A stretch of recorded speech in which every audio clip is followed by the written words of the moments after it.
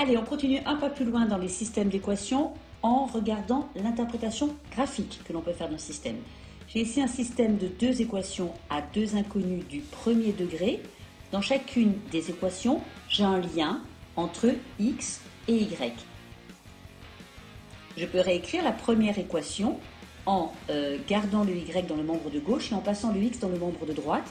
Et je me retrouve avec l'équation y est égale à x plus 1.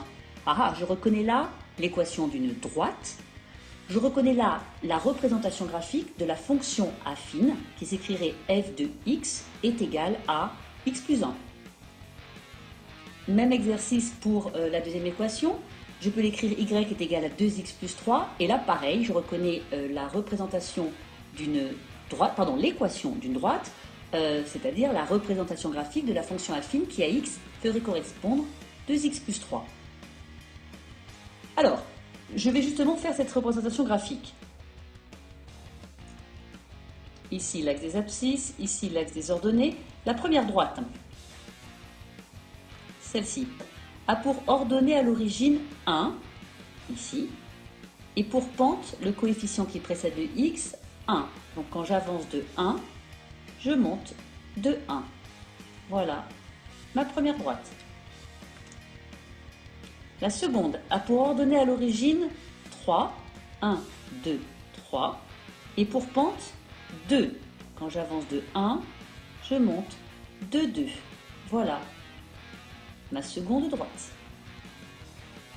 Alors le couple XY, solution de mon système, est un couple XY qui est solution de la première équation. Autant dire qu'il est sur la première droite, la grise.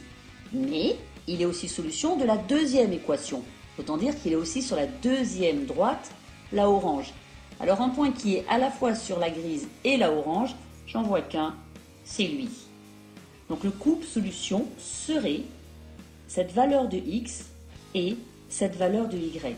Je suis prudente, je dis serait parce que, au-delà du fait que ma représentation graphique n'est pas extrêmement précise, il s'agit d'une lecture graphique. Donc il semble que la solution soit le couple x égale moins 2, y, attention c'est moins 1, y est égal à moins 1. Pour en être certaine, il faut maintenant le réinjecter dans les deux équations de départ pour être sûr que ce x-là et ce y-là sont bien solutions du système. Mais là, je te laisse faire tout seul. Voilà, donc tout cela nécessite maintenant de la pratique. À bientôt!